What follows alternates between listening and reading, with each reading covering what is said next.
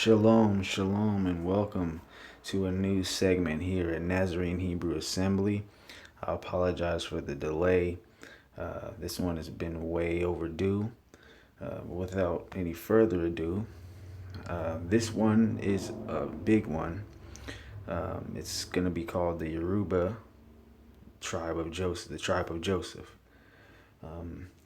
This is a big one because a great proportion of the slaves that were brought to America are of the Yoruba people. The Yoruba make up a large portion of the slaves that are brought to the Americas.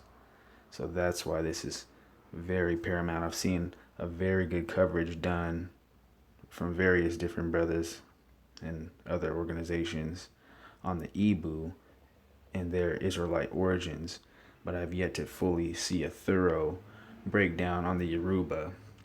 So without any further ado, let's get into this. First, we're going to start up with some scriptures. It says, "From beyond the rivers of Ethiopia, my suppliants, even the daughter of my dispersed, shall bring mine offering."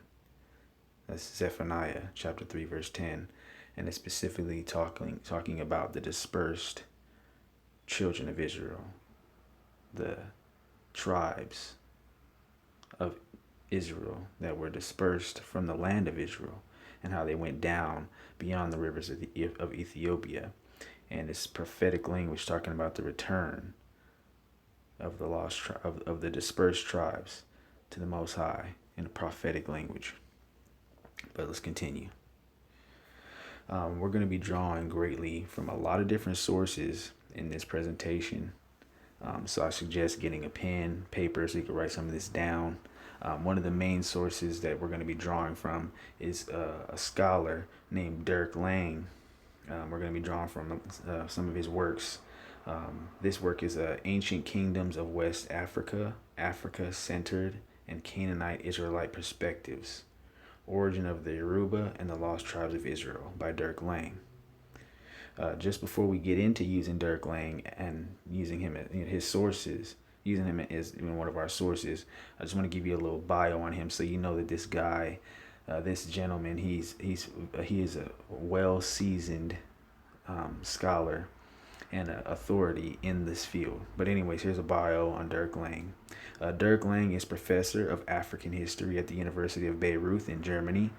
He presents more than 30 years of research on the history of Africa and explains his recent focus on relations with Phoenician North Africa. Before his appointment in Beirut, he studied Arabic and Islamic history, as well as anthropology in Paris, worked on Arabic texts for 4 years in Cairo, and taught African and Islamic history for 5 years at the University of Niamey. 15 research trips to Nigeria, Niger, and Chad. His publications in 3 languages include 2 books, numerous articles in learned journals, and 2 contributions to the UNESCO History of Africa. He is unique in comparing African cultural forms with those of the ancient Near East. So this guy isn't just some couch potato who just popped up one day and wanted to start saying things. He's well seasoned. He's a full-fledged scholar. He's respected on an international scale, even making contributions to UNESCO. Okay, so he is an authoritative figure in this field. So let's continue.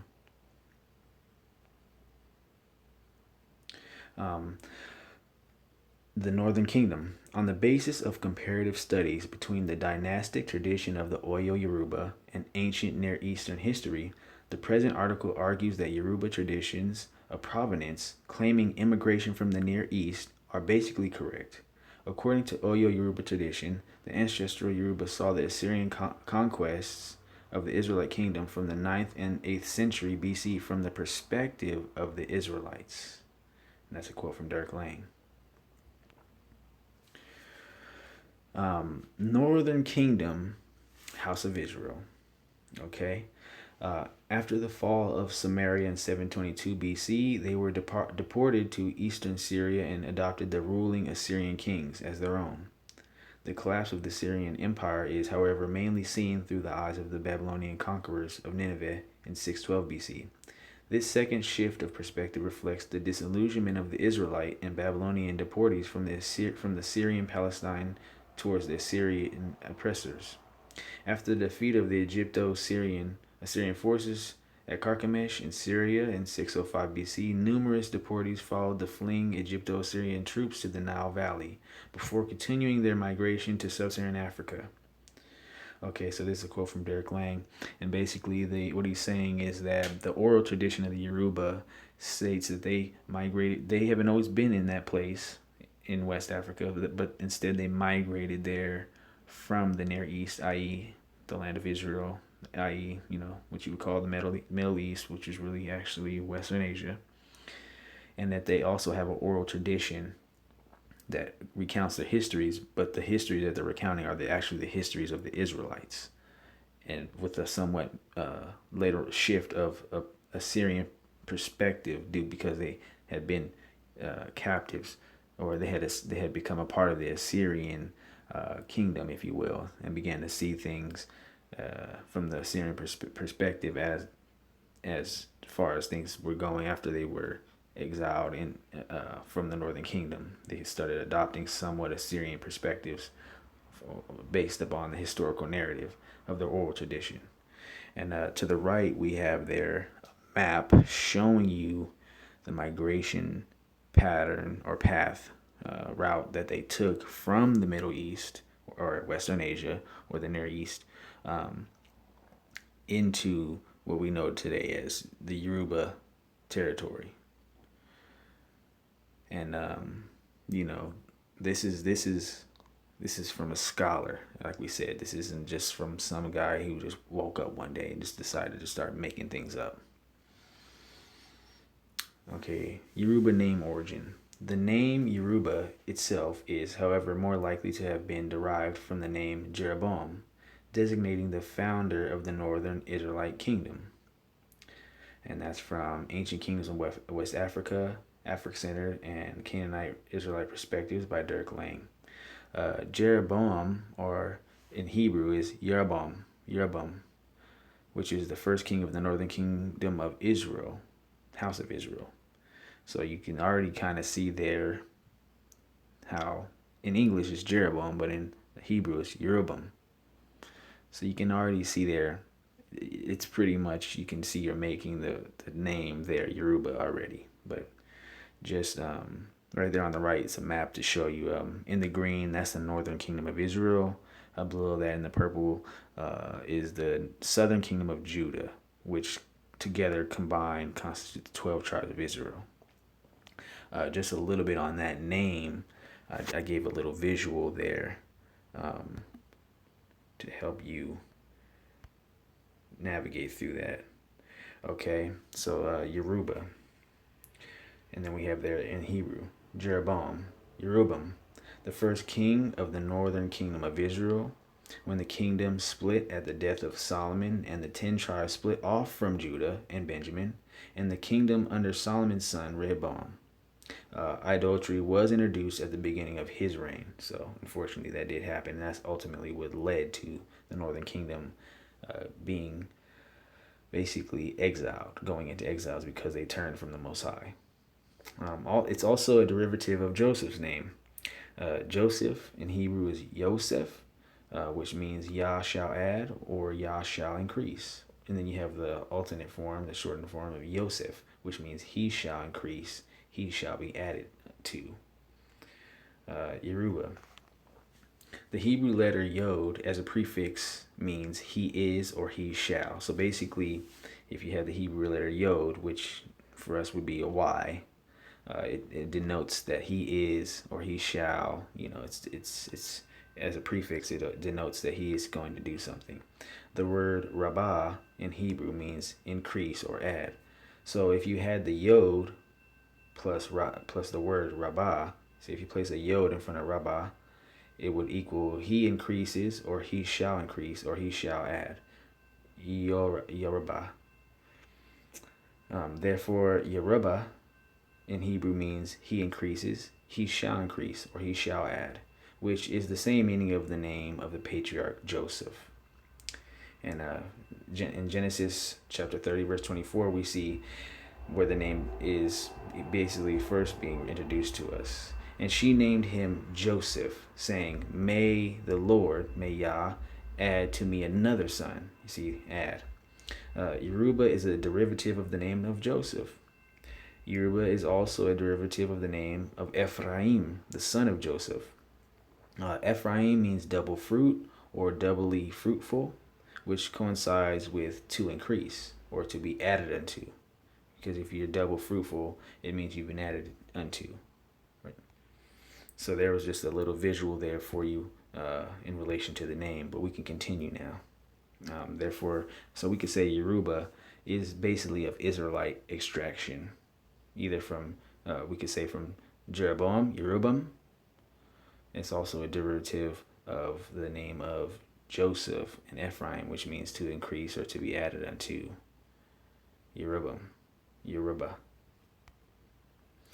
Northern Kingdom kings in Oyo Yoruba kings list. Okay, Jeroboam II was king of Israel from 790 to 750 BC. He was succeeded by 3 further Israelite kings, reigning for more than 2 years.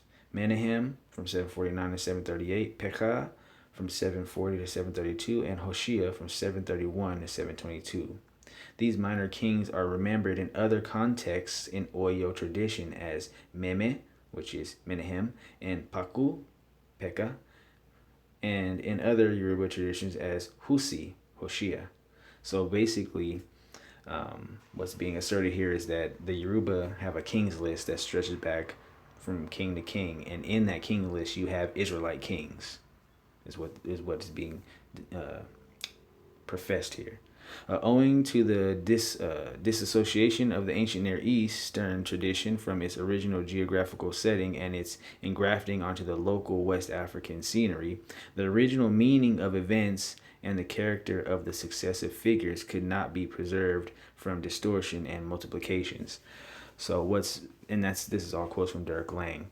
What's being asserted here is that the Oyo Yoruba tradition, oral tradition, is littered with Israelite history, but some of the history, since they were not there over the time, over passages of time, and in being in a different location, some things have been might be slightly altered in the oral tradition. So it's Israelite history with slight alterations, or sometimes reiterating historical event once or twice, more than once, I should say. This is what's being professed here. By contrast, the proposed interpretation of Oyo dynastic tradition as an authentic account of Israelite Assyrian history will hopefully open up the opportunity to consider numerous key elements of Yoruba customs as survivals of ancient Near Eastern and particularly Israelite traditions. And that's by Dirk Lang. So basically he's saying that a lot of the things that the Yoruba have are of Israelite origin. And on the right there, you have an actual ancient depiction of the ancient Israelites, depicted by the Assyrians. Assyrian siege of the Israelite city of Lachish, and that's in the British Museum in London. The tribes of the Northern Kingdom of Israel, on the right-hand side, being taken into captivity. You can clearly see there their, Afro-ish in texture hair, woolly hair. They're, I assume they're repenting to the Most High for forsaking the Most High, and the curses have come upon them, and they're in a state of repentance right there with their hands spread out to the Most High. Although several authors pointed out the existence of Israelite customs among the Yoruba, they saw them as side effects of Israelite influences and not as the result of a direct cultural transfer through migration from the Northern Kingdom of Israel. Okay, we'll stop right there. So basically, this great scholar here, Dirk Lang, is talking about scholars have noted that the Yoruba have Israelite customs, but they want to just say, oh, well, these Yoruba have Israelite customs, not because they're Israelites, but because at some point in time they crossed paths with Israelites, and then they adopted some of their stuff. But clearly that's just being biased and not wanting to acknowledge the Yoruba as who they truly are, and that's the Israelites. But let's continue. More recently, Re-examination of the Oyo dynastic tradition in combination with a comparison of cultural traits led to the conclusion that direct links must have existed between the northern Israelites and the Yoruba. However, owing to the incomplete study of Oyo tradition, this conclusion did not indicate the precise nature of the historical connection between ancient Israel and the Oyo Yoruba. From a comparative analysis of Oyo dynastic tradition and ancient Near Eastern history, it appears that Israelites migrated to West Africa subsequently to the fall of the Assyrian Empire, and that their descendants survive as the core people of the present-day Oyo Yoruba. Fine quote there. Fine quote from the scholar Derek Lang.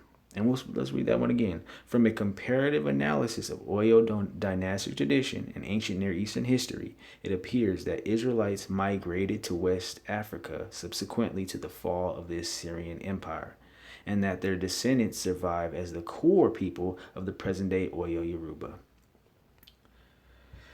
Indeed, Oyo tradition reveals that the ancestral Yoruba were mainly composed of Israelites, who in the course of their history became influenced by Assyrian views of past events. That's what we talked about before, providing precious details about the ancient Near Eastern history of their ancestors. It begins with some information on the Umayyad dynasty, which ruled over Israel in the second half of the 10th and the first half of the 9th century. That's a quote from Derek Lang. That's just recounting that the Yoruba are Israelites and they have oral tradition of their history, which is basically and literally Israelite history. It coincides perfectly with Israelite history, but it has some influence from being in captivity in Assyria. They have adopted some Assyrian perspective attached to some of their viewpoints on historical events. It continues by emphasizing the importance of the first Assyrian intervention in Israelite history, which took place in 841 BC, and at the same time it underlines the subservient role of the Omasanda Jehu with respect to the Assyrian conquerors. Subsequently, it depicts favorably some of the Israelite kings, and alluding to the Assyrian conquest of Samaria in 722 BC. It mentions the departure of the people into exile under the leadership of Sargon II. From now on, substituting Assyrian for Israelite kings, it describes the settlement of the people under their new kings in the region of Habur, which is Ibuhu, their main place of exile, situated in eastern Assyria. It refers to the death of the last metropolitan Assyrian king in Nineveh in 612 BC, and hence to the end of their Assyrian exile, first in a sympathetic and later in a hostile way, reflecting a pro- and anti-Assyrian sentiments among immigrant groups to West Africa. So basically, the Israelites have somewhat retained their history and their kings list all the way up until the exile. Their kings list changes now, detailing Assyrian kings, which makes sense because the northern kingdom, once they were taken into the exile under Assyrian kingship, they looked at the Assyrian king, and that was the next king on the list, and then it continued from there on. Perhaps at this stage, some comments on the speculations of some writers on the origin of the Yoruba might be helpful. They all would appear to agree upon one thing, namely that the Yoruba migrated into their present area.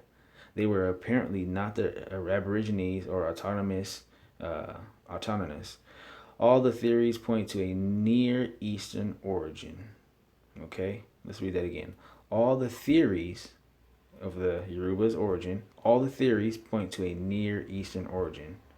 One may discount the Jewish origin, although there is much evidence that Yoruba indigenous religion featured Jewish Hebrew stories or history. And that's from A Window on Nigeria, page 95 by Saburi Oladeni Bayabaku. Okay. In sub-Saharan Africa, you can find Judaic tribes in Ghana, Nigeria, Mali, Uganda, Cameroon, South Africa, Zimbabwe, and even Sao Tome and other countries. There are many of them. It is really a vast subject. And that's a quote from Edith Bruder. Another interesting feature is found in the Tariq es Sudan. Author Abdurrahman bin Abdallah as-Sadi in 1650. A Jewish community was formed by a group of Egyptian Jews or Hebrews who had traveled to West Africa through Chad. Jews were probably traveling in all directions in Africa. This has happened, according to this source, about the 6th century BC. Jews from many parts of the world tried to find safety in Timbuktu, known because of its tolerance and prosperity. And that's a quote from Reverend Bram Krall. Okay, so we have scholars going, all scholars coming, and they keep telling you this. They keep telling you this. But they're not going to talk about this to you in America or teach us this in our school or during so-called Black History Month that, a lot of the people who were taken in the slave ship were of Yoruba lineage, and that for a lot of so-called African Americans are of Yoruba lineage, and the Yoruba have been tied over and over and over again to the Near East, i.e. the Israelites. But I continue. Again, in the Tariq as-Sudan, we find mentioned Jews living during hundreds of years in the town of Kokuyo on the Niger. They had their own kings. Their dynasty of 14 kings is known under the name Zua rulers. And that's a quote from Reverend Bram Krall. He's quoting the Tariq al-Sudan, a very ancient work of history, noting Israelites in the Sudan and West Africa and Northwest Africa and so on and so forth. Another historic document stemming from the second part of the 17th century is the Tariq al-Fatash, composed in the second part of the 17th century and describing the events in the Songhay Empire from 1464 to 1599. Timbuktu belonged for a long time to this empire. It talks about a Jewish state with its own dynasty of 7 generations. Its inhabitants came from Morocco, Portugal, and Egypt. And that's a quote from Reverend Bram Krall, again, this time quoting another ancient historical document of history called the Tariq al-Fatash, which is noting, once again, Israelite dynasties and kingdoms in Africa, specifically West and North Africa. Africa in the broader sense is clearly indicated where mention is made of the 10 tribes having been driven into exile by the Assyrians and having journeyed into Africa. Okay? Connected with this is the idea that the river Sebastian is in Africa. The Arabs, who also know the legend of the Beni Musa, sons of Moses, agree with the Jews in placing their land in Africa. Okay? And that quote is from the Jewish Encyclopedia. Okay, they're talking about the Northern Kingdom being where? In Africa. Okay? And even the Arabs were attesting that the sons of Moses, the Beni Musa, which are Israelites, Levites of the tribe of Levi to be exact, being located in Africa. Okay? And that quote's once again from the Jewish Encyclopedia. Manuscript C of the Tariq al-Fatash describes a community called the Bani Israel that in 1402 existed in Terdirma, possessed 333 wells, and had 7 leaders: Jabrut bin Hashim, Thilyaman bin Abdel Hakim, Zeror bin Salam, Abdel Latif bin Soliman, Malik bin Ayub, Fadil bin Mazar, Shaleb bin Yusuf. It is also said that they had an army of 1,500 men. And this is a quote from the Tariq al-Fatash, a historical book that was written at that time. In olden time, eyewitness accounts of Israelite kingdoms in Africa, West Africa, North Africa. Okay? Records upon records will keep showing you that Israelites are and were in Africa. But let's continue. And I'm sorry, those names I read there, those are the names of the leaders of the Israelites at that epoch of time. Other sources say that other Jewish communities in the region were formed by migrations from Morocco, Egypt, and Portugal. When the Scottish explorer Mungo Park traveled through West Africa in the late 18th century, he was informed by an Arab he met near Walada of there being many Arabic-speaking Jews in Timbuktu whose prayers were similar to the Moors. Moors here, he's talking about it would be the Muslim population of the tribes, basically of the Berber, what they would call the Berber tribes, or the Amazigh tribes, if you will. But the Moors, they're also Israelites that just had converted to Islam. Some communities are said to have been populated by certain Berber Jews, like a group of called Tamashek, known as Edo Ishak, which would be Ishak there, that's Isaac, who was the son of Abraham, that traveled from North Africa into West Africa for trade, as well as those escaping the Islamic invasions into North Africa. And this is a quote from Wikipedia regarding the Jews of Bilad al-Sudan. Because many of the Israelites, and I don't know if you watched my video that I have up of Islam enslaved Hebrews, because a lot of the Hebrews, they were all practicing forms of what you call Judaism up until, the Islamic invasion came over. A lot of them converted to Islam, but there was some who didn't. So there was the Islamic Israelites started putting pressure on others who were still Judaic, putting pressure on them to convert to Islam. So the ones who didn't want to convert to Islam were trying to get away from that pressure and from that type of, forceful conversion type thing that was happening. So you had Israelites who were Muslim, who were trying to put pressure on the Israelites who were practicing Judaism, which you would call Judaism, put pressure on them to convert to Islam. So a lot of these Israelites were escaping that kind of pressure and deeper into parts of West Africa. But I digress. I don't want to go off on a tangent there. The decline of the Jewish communities of West Africa can be traced to the arrival of Muslim invaders in the 14th and 15th centuries. Many were forced to convert to Islam, sold into slavery, or simply massacred. Records of these medieval Jewish communities found in the Timbuktu Mali Islamic Library indicate the presence of Jewish families in the region before the arrival of Islam in the 13th century. And that quote is from the Jewish Virtual Library. Now that's talking about, hey, in West Africa, there were Israelites, a lot of them, a lot of communities, but a lot of them were converted into Islam. And then from there, like I said, the Israelites who were Muslim were now putting forward to make sure the others converted. So eventually over time, you'll see now a heavy Muslim population there, but they're still Israelites. They're just Islamicized Israelites. But I digress. Persecution and trade have been the major influencing factors in how the Jews migrated through Africa. During periods of Islamic persecution and for the purposes of trade, Jews moved from communities in Egypt, Ethiopia, Tunisia, and Morocco to more remote regions of North and West Africa. Trade routes to West Africa may have been established as early as the period in which David ruled Israel, and the term Tarshish, found in the Tanakh, the Bible, may refer to the Ivory Coast of West Africa. Okay, so Israelites have been in Africa for a very long time, even up to the time of David, when his empire was expanding and he was, using the ships of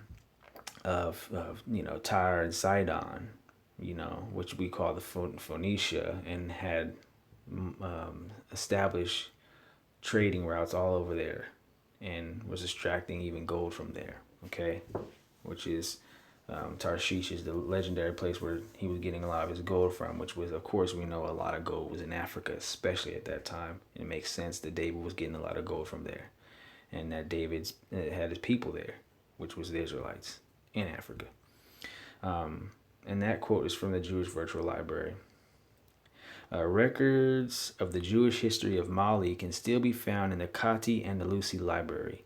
Ismail Diadari Hayadara, a historian from Timbuktu, possesses old Arabic and Hebrew texts among the city's historical records. And that's from Timbuktu manuscripts. That's basically, there's still living records that date back, showing Israelite families in the land in Arabic and in Hebrew. Okay, that's like world history. You can look it up. That's the Andalusi Library, you know. So that's actual world history, Israelite history in Africa. Hardcore facts there, you know. But let's continue. Black Jews in Africa and the Americas tells the fascinating story of how the Ashanti, Tutsi, Ibu, Zulu, Beta Israel, Maasai, and many other African peoples came to think of themselves as descendants of the ancient tribes of Israel. Pursuing medieval and modern European race narratives over a millennium in which not only were Jews cast as black, but black Africans were cast as Jews. For centuries, colonialists, travelers, and missionaries, in an attempt to explain and understand the strange people they encountered on the colonial frontier, labeled an astonishing array of African tribes, languages, and cultures as Hebrew, Jewish, or Israelite. And that's from www.harvard.edu. That's from Harvard edu website pertaining to the Israelites of Africa, man. Once again, we can go on. There's so many sources. There was so many historical sources about this. I didn't want to put too many slides together, but there's so much there. But let's continue. On the right there, that's the actual original kind of a depiction. You know, back in those times, there was no cameras, so they had to be drawn, and the artist would render what they saw. And there you have the colonials there. Colonialists having, engaging with what we have a chief. But if you look closely, you see this chief. He's wearing the breastplate, the Aaronic breastplate. So early colonial depiction, Ashanti chief with Levite priestly breastplate. 12 precious stones. Each stone represents one of the 12 tribes of Israel, and you can get that in the book of Exodus, chapter 28, verse 29, about that Israelite history there, and connecting to that breastplate that Ashanti the Ashanti chief is wearing with the 12 stones representing the 12 tribes of Israel, simply showing you that he obviously is of the Levitical line. He's a Levite, Israelite. Bene Ephraim, sons of Ephraim, Yoruba. There are black Jews in southern Nigeria who are called the Imo Yokwaim, or strange people, by the native Africans. But these black Jews call themselves by the Hebrew name B'nai Ephraim, or sons of Ephraim. And that's from Babylon and Timbuktu, page 131, by Rudolph Windsor, an excellent scholar in this field. And on the right there is just a picture, which is a very old depiction there that was drawn of what was seen at that time. Who is that? The Oyo Yoruba Israelites of the tribe of Ephraim, aka the tribe of Joseph. This community claimed a Semitic descent, called themselves by the Hebrew name B'nai Ephraim, sons of Ephraim, and asserted that their Moroccan ancestors were expelled from oasis to oasis by Muslim persecution beyond Timbuktu. Lobogala, a Yoruba scholar, now this is a Yoruba scholar himself, a Yoruba scholar who gave lectures in the United States, told of his surprising adventures as a black Jew from Dahomey, who left the African bush for modern civilization. He wrote in his autobiographical novel, I already said that my people observe the main practices of Judaism because we believe that we descend from the Jews who came to Africa many centuries ago. We have the Torah, law of Moses, and we follow it to the letter. We celebrate Passover, Pentecost, Rosh Hashanah, Yom Kippur, and Sukkoth. We practice circumcision, and we obey 7 rabbis. You see there, and that's from the Black Jews of Africa, History, Religion, Identity, page 145 by Edith Bruder. So we even have a Yoruba scholar himself coming over and giving lectures in America, saying that they are the Israelites, that they're the ethnic Jews, if you will. And there you have it once again. Now that's from the mouth of a Yoruba scholar himself. And but let's continue. Now this here I thought was interesting. This is a very interesting map. It's an old map. I don't know if you can tell. I don't have a clicker or something to show you, but in the region where the Yoruba live, you'll see just above where it says Dahomey, just to the right of that, that's the Yoruba land. And right there in red, it says Benai Ephraim. Okay. Now this is showing you, okay, Israelite communities and or dynasties in Africa. Okay.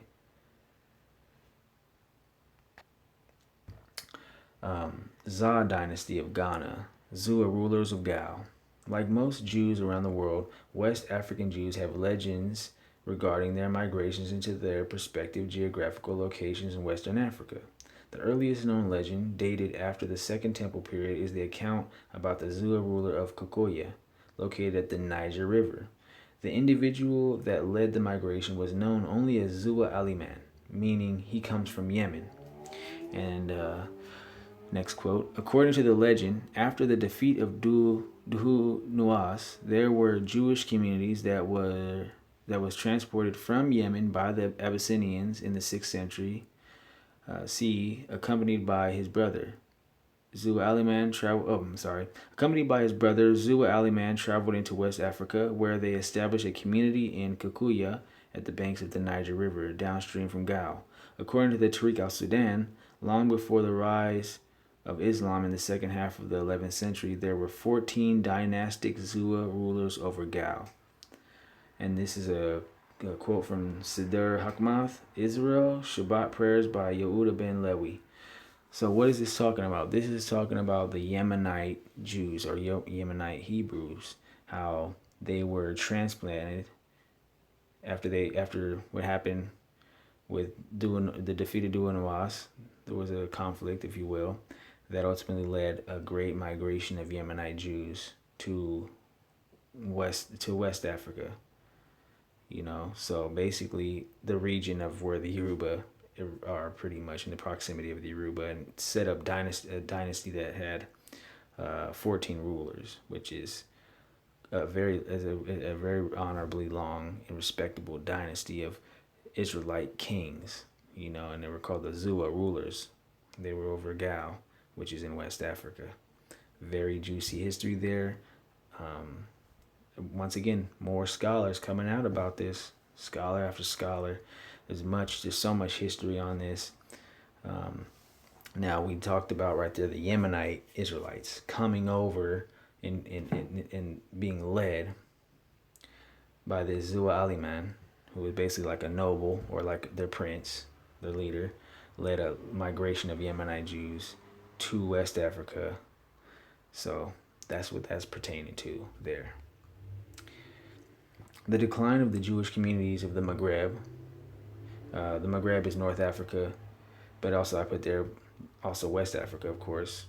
Most likely began with the influx of Muslim invaders into North Africa starting in 7th century CE and later into West Africa in the 14th to 15th century CE. Various accounts record that Jews were instrumental in fighting and leading coalitions of peoples that unified to fight off Islamic invasion. So basically you had Jews or Israelites, ethnic Jews, in the Maghreb, which is North Africa, but also West Africa, who were monumentally trying to fight off the newly arriving opposing force of Islam. But eventually a lot of them, of course, ended up being converted into Muslim, and that's why there's so many Muslims there today. And that quote is from Siddur Hakamath, Israel Shabbat Prayers by Yehuda ben Lewi. And to the right, you see pictures. Those are pictures of actual Israelites there to this day. These are modern pictures now. And they're claiming their Israelite heritage. There you see it. This is amazing. This is a blessing that, you know, I'm alive in these times to see the children of Israel scattered abroad, the 12 tribes dispersed, but seeing the Most High taking note of them, and he's going to bless his people. Hallelujah.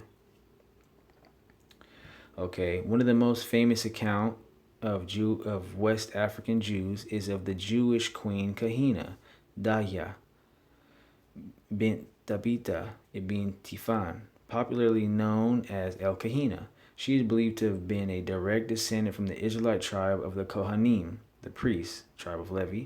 She led the North and West African Jews, Berbers, Christians, and Greeks alike against Muslim invasions until her defeat at the hands of an Arab commander, Hassan ibn Numan. In those times, many of the Jews of North and West Africa were forced to convert to Islam, exiled, sold into slavery, or massacred. Incursions of Christian missionaries may have also played a role in the decline and survival of undeniably Jewish artifacts in their respective regions, i.e., Africa. And that quote is from Siddur Hakmath, Israel, Shabbat Prayers by Yehuda ben Lewi. And to the left there, that's a depiction of the Israelite queen, the African Israelite queen, Kahina. In the caption below, it says, the Jewess, Kahina, queen of the Berbers, leading the armies of the consolidated Berber tribes against the invading armies of the Arab mercenaries in the year 694. Now, this is a quote that she would say. Lions of Africa and Judah was said to have been her rallying cry. Show these Arabs that we will not be enslaved by Islam. Let our slogan be the cry of the zealots of old, freedom or death. Wow. Okay. And the drawing there of that is by Keith Gunderson in Wars of the Jews, courtesy of Monroe Rosenthal and Isaac Mosenson. Both those are Ashkenazi Jews. So there's Ashkenazi Jews there, right there, telling you about African Israelite heritage right there. Wow. All praises to the Most High and His Word and His truth. Amen. It was reported that in the 3rd century CE, the kingdom of Ghana was first ruled by a dynasty of Jewish kings known as the Za. Za was a title given to him by the natives of West Africa. Za al-Yemen, or Zawa al-Yaman, means he is of the Yemenites. This kingdom was not only considered the first Sudanese dynasty, but the first Jewish dynasty of West Africa. This location was near the Niger River, a major river extending about 2,600 miles, which is a little greater than the distance between New York City, New York, and Los Angeles, California, USA. Wow. So this Israelite king, who came from Yemen with a train of Yemenite Israelites with him and established with the Israelites who were already there in West Africa, an Israelite kingdom and dynasty over a vast stretch of land, which is a little greater than the distance between New York and Los Angeles, California. So this is huge because we know Africa is very huge, way bigger than America. This Israelite kingdom was huge, and it had a continuing frame of dynasty that carried on. So there's a very heavy, strong Israelite or ethnic Jewish history attached to West Africa and North Africa, and as well as East Africa, and even parts of South Africa. You have the Lemba, who are of the tribe of Levi. But I digress. Incredibly, some would suggest that a kingdom of Jews, which ruled for centuries in a location that was known as the richest part of the world, were very few in numbers. However, this is far from the truth. Manuscripts from the Tariq al-Fatash, an Arab's record of West African history of olden times, describes that there were many communities. Some traveled from Egypt to Mali, others who had an army of men, and according to these documents, some did not refer to themselves as Jews, but as Bani Israel. So basically, he's saying there were a lot of Israelites there, and that some scholars who are usually they're of European extraction or so-called Caucasian extraction tend to be biased and want to downplay it, but it's very evident if you look at the historical record. Take off your bias lens and you'll see this rich Israelite heritage in Africa. And that's from quotes from the Siddur Hakmath Israel Shabbat Prayers by Yehuda ben Lewi. Now, these are the first ever pictures of Yemenite Jews, or aka Hebrews, Jewish community from Sana, 1901. Pictures are taken by Herman Burchard, Ashkenazi Jew. And in the picture, you can clearly see these Yemenite Jews, these Yemenite Israelites, or genuine Israelites. They look like Ethiopians. They have dark complexions. They look like Ethiopians. If you look to the picture on the right, you even see a couple of them brothers without the hat. You see a couple of them with their afros. You see the fros. In the picture to the right, so in the picture to the right, look to your left towards the left side in the corner, bottom corner-ish area. You'll see the young brother with his afro and everything too. But of course, the Israelites would mix and stuff. So we mix a little bit with the Ishmaelites and a little bit here and there. So there's a little, Israelites, we always, the Jews would mix, if you will.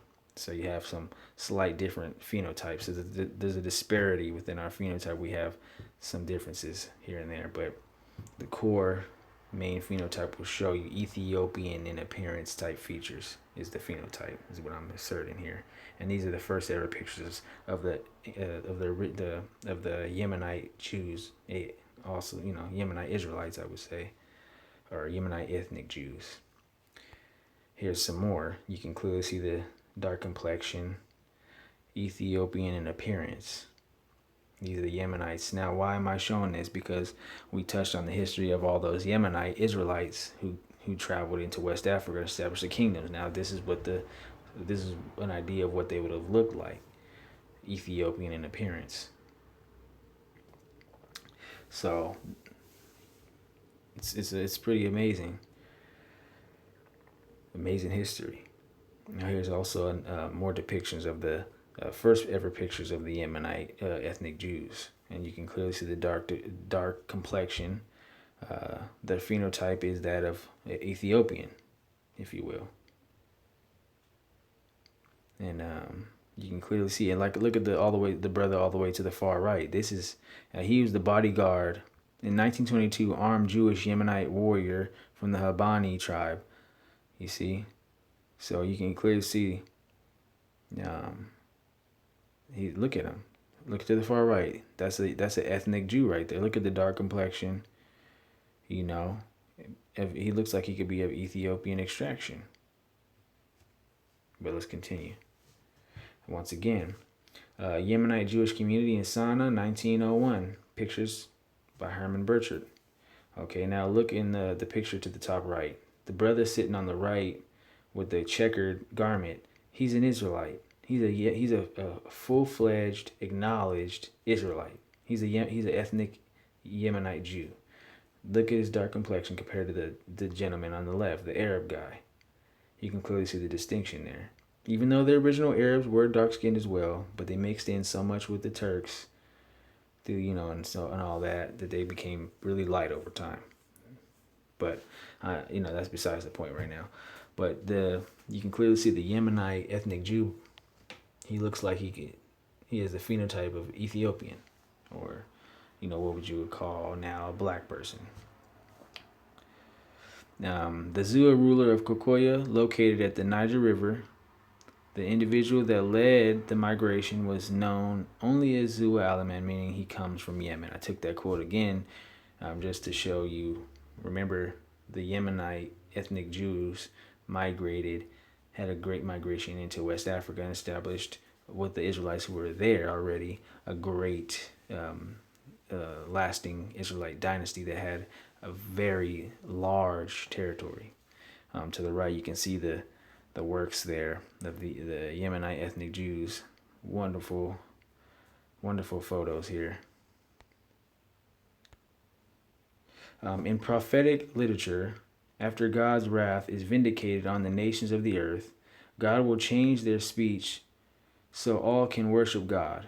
And from beyond the rivers of Ethiopia, my suppliants, the daughter of my dispersed ones, shall bring mine offering. That's from Zephaniah 3:10. This refers to the African diaspora, the Israelite exiles in Africa returning with a gift of thanksgiving to God. Africa then, with its people seen as converts, shall come to worship God in Zion, along with the dispersed Israelite exiles. Um, and that's from a quote from the Oxford Guide to People and Places of the Bible, page 5, by Bruce Manning Metzger and Michael David Coogan. Okay, so let's read that again. He's quoting from the Bible, but he's also giving his assertions. In prophetic literature, after God's wrath is vindicated on the nations of the earth, God will change their speech so all can worship God. And, quote, from beyond the rivers of Ethiopia, my suppliants, the daughter of my dispersed ones, shall bring mine offering. Zephaniah 3:10. This refers to the African diaspora, to Israelite exiles in Africa, returning with gifts of thanksgiving to God. So see here, they're showing you this in This is a quote from the Oxford Guide to People and Places of the Bible. Okay, they just told you the Israelite exiles in Africa, and they even use the Zephaniah 3:10, which I opened with, to talk about the Israelites being in Africa. So the scholars know, the real scholars and the elites, they know that the Israelites have been in Africa for ages, and that the slaves that were taken from there are Israelites, because the slaves that were taken from Africa are predominantly of Yoruba and Igbo and Hausa extraction. Of course, you have, your Fulani, and the others, but the main factions that were taken to slavery would be your Yoruba and your Igbo and your Hausa. And the Hausa are also Israelites, and we're gonna have to. That's a whole nother video, though. Whole nother video. But yeah, so the scholars even at Oxford are telling you that the Israelites who were exiled are in Africa. But let's continue. Nahum Slotz, a well-known Ashkenazi Jewish scholar, writer, translator, and archaeologist, lived in the late 19th century CE. He was an expert in the studies of Jews within the diaspora and wrote about large Jewish communities that existed from West Sudan to the sub-Saharan part of West Africa. Okay, let's read that again. Nahum Slotz, a well-known Ashkenazi Jewish scholar, writer, translator, and archaeologist, lived in the late 19th century CE. He was an expert in the studies of Jews within the diaspora and wrote about large Jewish communities that existed from West Sudan to the sub-Saharan part of West Africa. Okay, this is an Ashkenazi European Jew scholar telling you about the Jews of Africa, the Israelites of Africa. Okay. Rabbi Eldad Hadani lived in the 9th century CE and traveled from West Africa to East Africa, whose writings acknowledge the Jews of West Africa, as well as those of Ethiopia, is accepted as true within the Jewish Geonim, made mention of West African Jewish communities. Eldad Hadani's works have been cited by Jewish authorities such as Rashi, Rabbah, Avraham ibn Maimon, Rambam, which is Rambam's son, and is reported to be one of the main reasons that Ovadia Yosef, the former chief of Sephardic rabbi of blessed memory, validated the Ethiopian diaspora as Jews. So what did we just read there? Basically, we have a very ancient or antiquitous account who proves Israelites were in West Africa all the way to East Africa. And it's this account that the Sephardic Jewish head validated that the Beta Israel, or the Ethiopian Jews, were genuine. So, and even had a good number of them flown into Israel. So basically, if the Ethiopian Jews were validated with that source, then that means that also the Yoruba, the Igbo, and the West African Jews also are validated, because it's the same source that validated Ethiopians. Therefore, the Yoruba and the Igbo are ethnic Jews, or ethnic Israelites. And that quote is from the Siddur Hakamath Israel Shabbat Prayers by Yehuda ben Loewi. Early maps that predate the formation of the United States Geological Survey, USGS, in 1879 reveal a lot about the region now known as West Africa. These maps show a very large presence of Hebrews and Jews all over Africa, and a specific kingdom of Judah on the West African coast. Other maps show B'nai Ephraim, sons of Ephraim, resident where the Yoruba people are presently located, and Levite cities in what is today's northern Nigeria. Okay? These maps were probably used by slave traders to source for slaves to be shipped to Europe and the New World between the 15th and 19th centuries. The presence of these maps is a testament to the fact that Western powers obviously thought that the Hebrews and Jews were living in large numbers in West Africa, in the West African region. The fact that these maps existed indicates that the so-called lost Hebrew tribes had been found long before the transatlantic slave trade began, and the Yorubas were living right at the center of their territory. And that quote's from Mekpele Cave, which is a very scholarly, source, very scholarly site. Basically, there's maps that show you Kingdom of Judah in West Africa. These maps are old maps that were used that show you basically that the Europeans and the others knew that the so-called lost tribes of Israel were in Africa, and they themselves noted it on their maps. And clearly, these maps were before the slave trade, the transatlantic slave trade, excuse me. So they full well knew who those slaves were, that they were Israelites. And this is a very interesting map here. I don't know if you can see how well you can see it, but in the red, all that red lettering are denoting Israelite dynasties or Israelite communities of ethnic Jews. You have it heavily in the Sahara region, heavily in North Africa, heavily in West Africa, even all the way to East Africa, and then you even have some down there towards South Africa. Okay, so they've been knowing that we're the Israelites. Okay. Once again, these are old maps from 1747. On that map in the bottom left corner, you'll see, if you look close, on that is West Africa. And in that, it says Kingdom of Judah, or Wida, Slave Coast. Okay. And that's Negro land. And then later it's referred to as Negro land. Okay. Clearly, they knew. And if you look, even on the map at the top and the right, it says Negro land. On that same map, if you look down, it still says right there Kingdom of Judah. And that they changed that later. But they knew that we're the Israelites, is what's being professed here, is what I'm submitting to you, is that even their very own maps of the mid-17th century attest that they knew we were the Israelites. Yoruba Hebrew cultural parallel. The Yoruba, they practice circumcision on the 8th day. The naming ceremonies are the same as the Israelites. They have cities that have Hebrew names.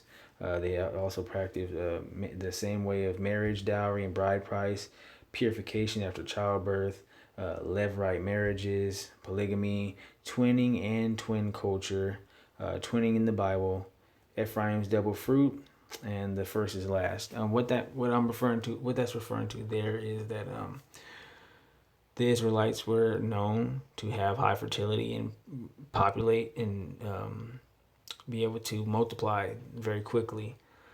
And they had a whole culture around fertility, if you will, and childbearing, and even having twins. For instance, Jacob and Esau were twins. And it's even also postulated that Joseph's sons, Manasseh and Ephraim were twins as well. So we have a lot of references there. But there's a lot more to go into that. I mean, that's that could be a whole video within itself. But let's continue. casting lots, and the ephod, prostrating before the elders, patriarchal blessings, death penalty under same circumstances in the law of Moses, lamb without blemish, separation during menstrual cycle, sacrifice, blowing a ceremonial horn, which is the shofar, swearing before the altar, ibura, this is what they call it in the Yoruba called ibura, lisping among the sons of Ephraim, and lisping among the Yoruba of Ibadan, mark of Ephraim. What that's talking about is the sons of Ephraim had a different dialect from other Israelites, which is evident in the Bible, and how they were able to distinguish the Ephraimites from the others, because the other there was two ways. You could say Sibboleth, or you could say Shibboleth, and the Ephraimites pronounced it without the H, just Sibboleth.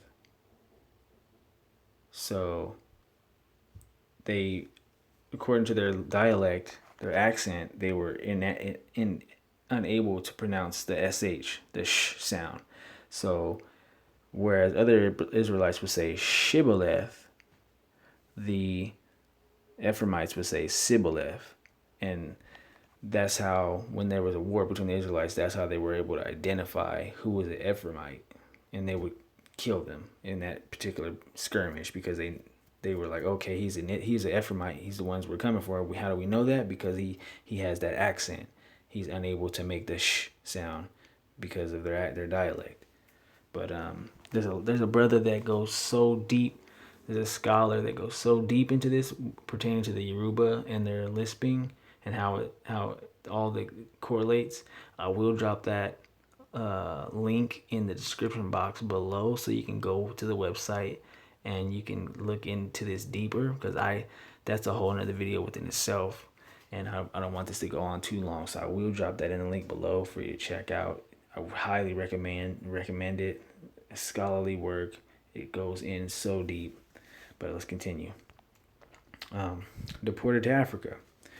Rabbi Johanan said, "Why did that evil man merit the titles of the great and noble Asnafber? Because he did not speak slightingly of the land of Israel, as it is written, until I come and take you away to a land like your own land." Rob and Samuel dispute the matter. One maintained that he was a wise king, the other that he was foolish.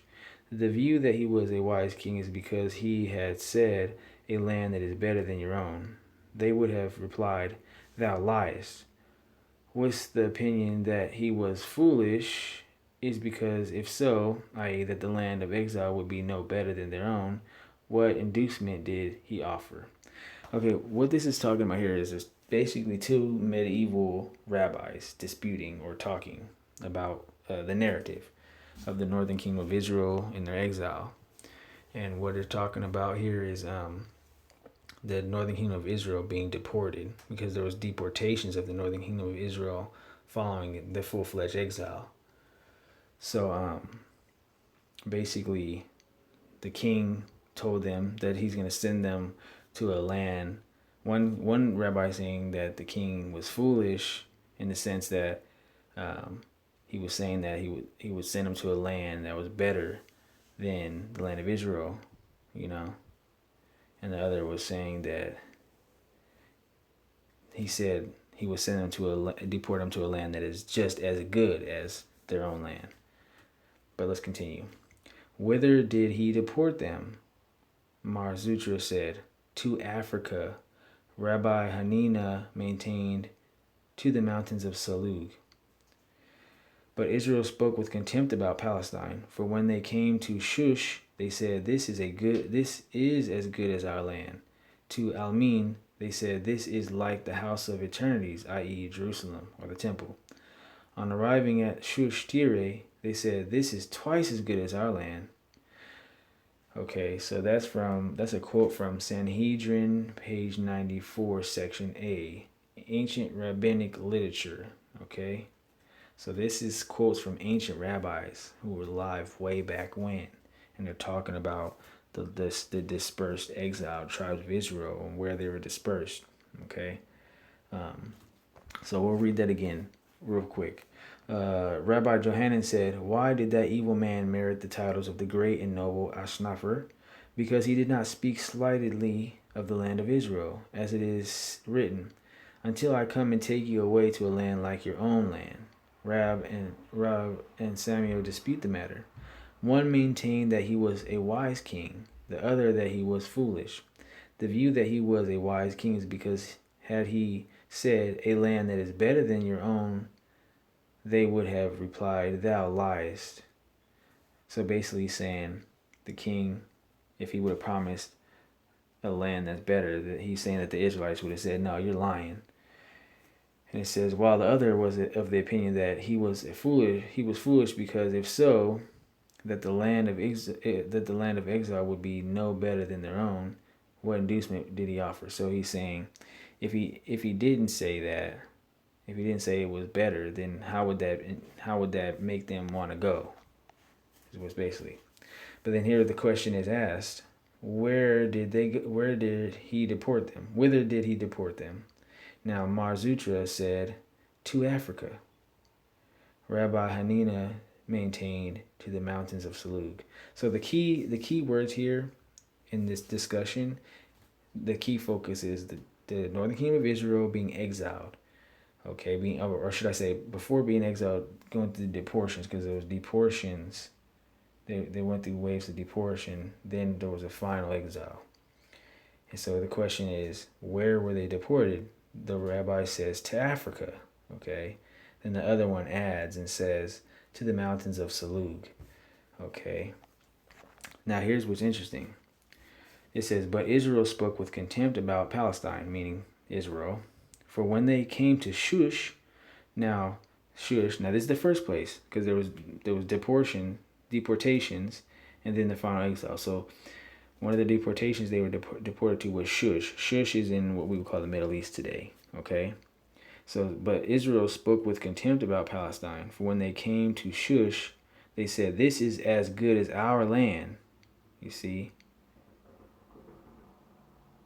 Now it says to Alman, this. They also said, "This is like the house of eternities." On arriving to Shush Tire, they said, "This is twice as good as our land." So now the focus here is, you see, there's a mention of when they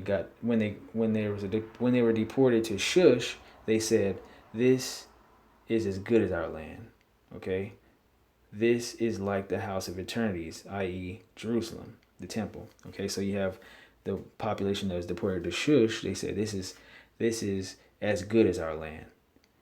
It's like the house of eternities. It's like Jerusalem." Okay, but then when they arrived at Shush Tire, which is another location, Shush Tire, they said, "This is twice as good as our land." So now when they got to this Shush Tire, this other location, they said, "This one is better than our land." So when they got to Shush, so there's a difference. When they got to Shush, the Israelites that were deported to Shush, they said, "This is as good as our land."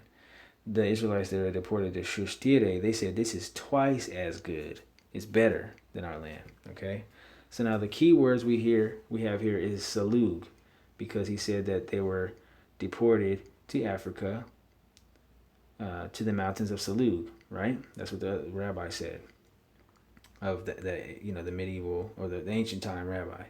So our key words here is that they were deported to Africa and also these mountains of Salug.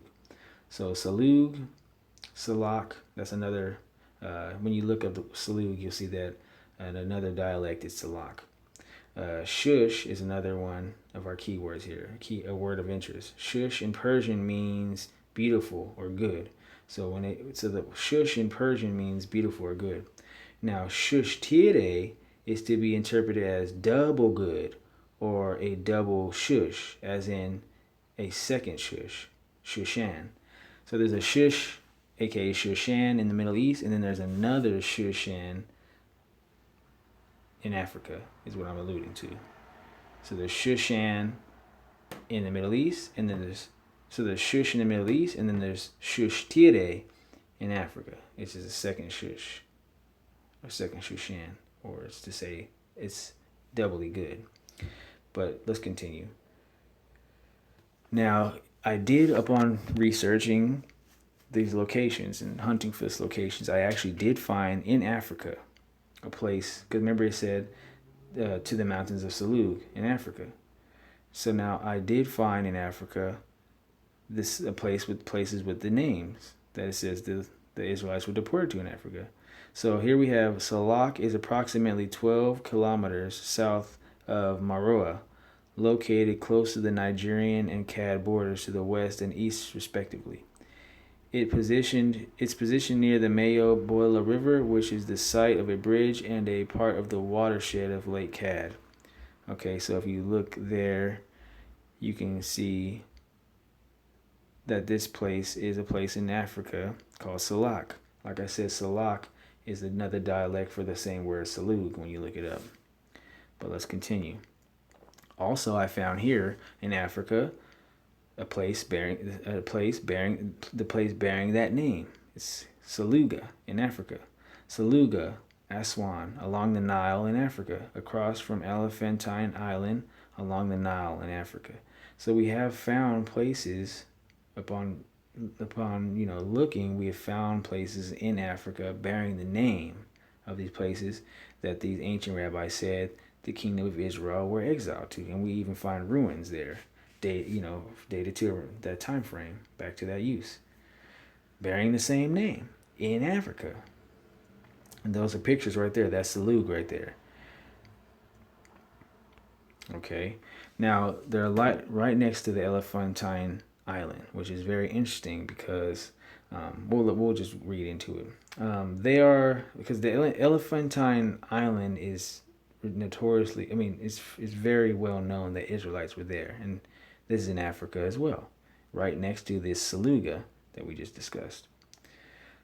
They are a collection of ancient Jewish manuscripts dating from the 5th century BCE. They come from a Jewish community at Elephantine, then called Yeb, the island in the Nile at the border of Nubia, which was probably founded as a military installation in about 650 BCE during Menes's reign to assist Pharaoh Psammeticus I in his Nubian campaign.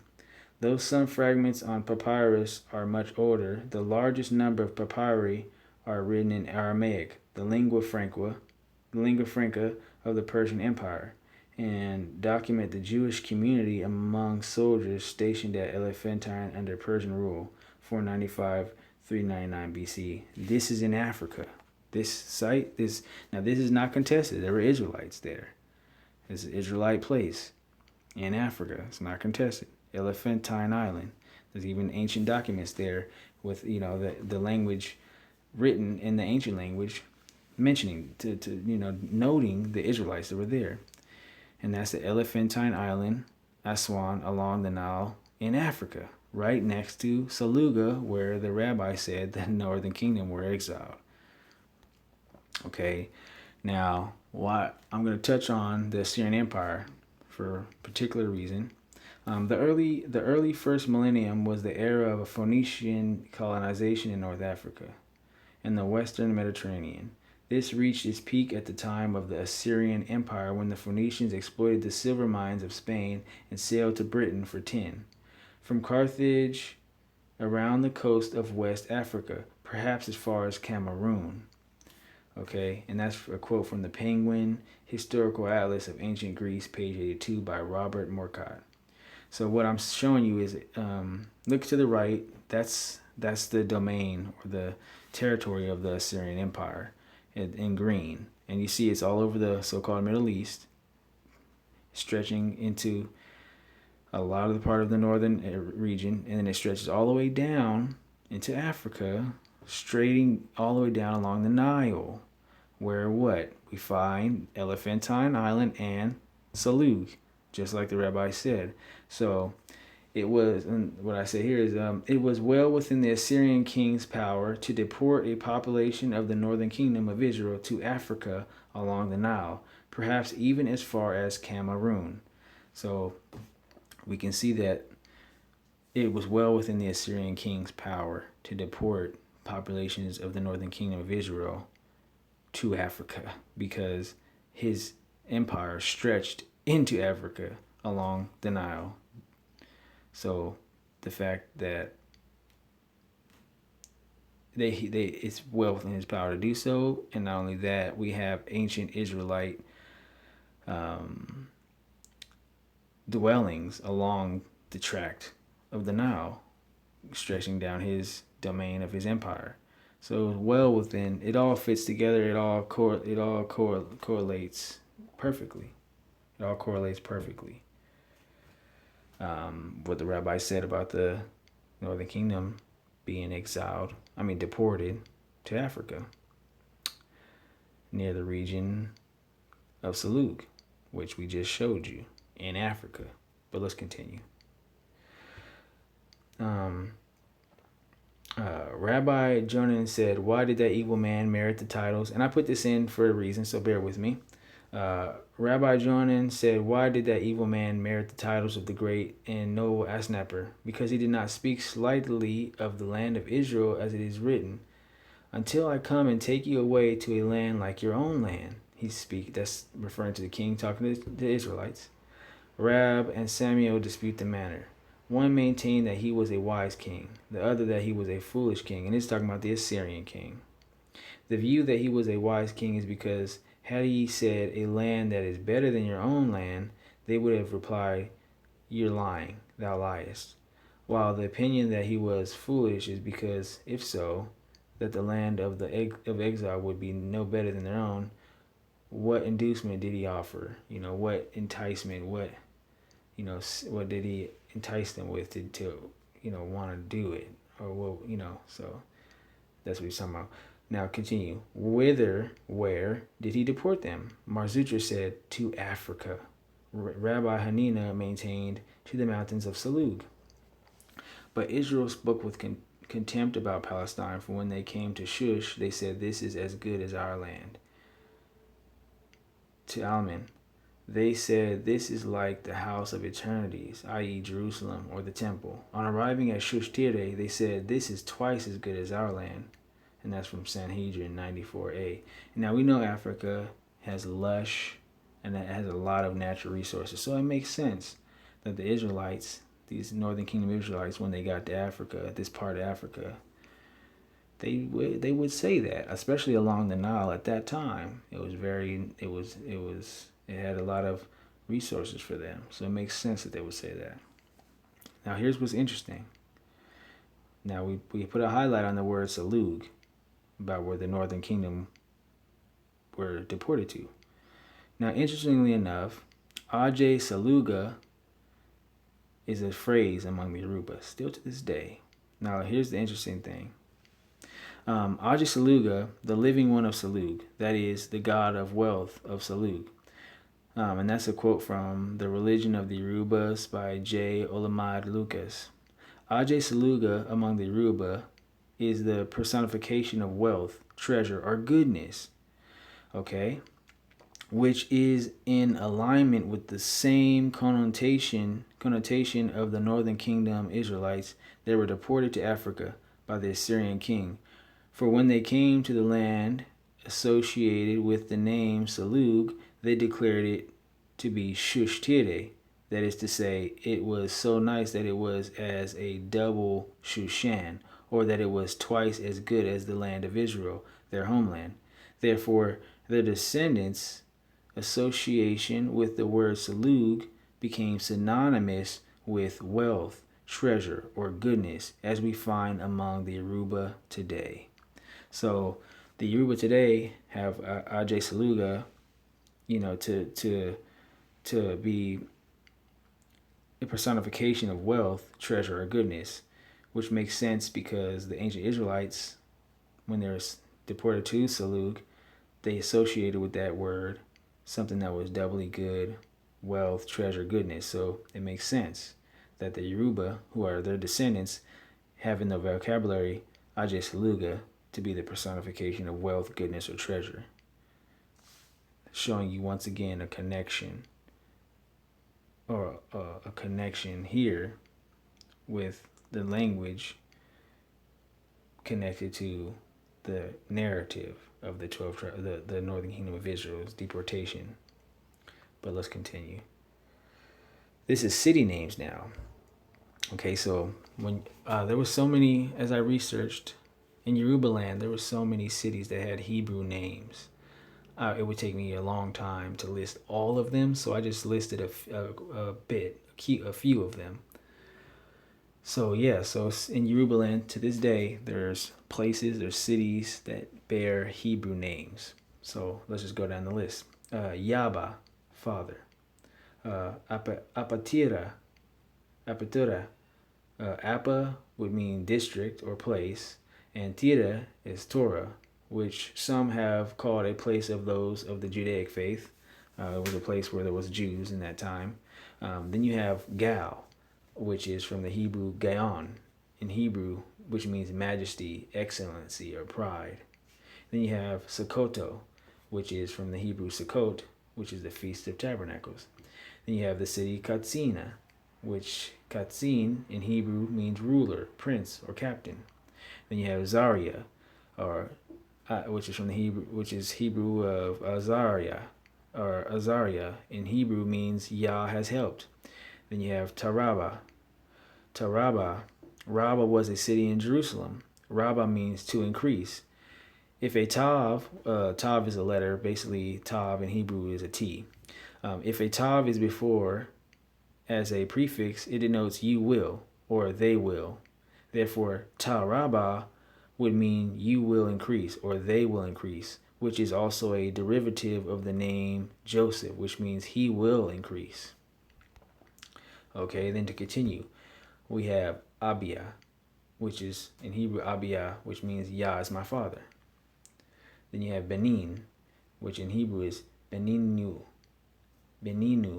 our son. Also name of a returning Levite exile who sealed covenant with the prophet Nehemiah.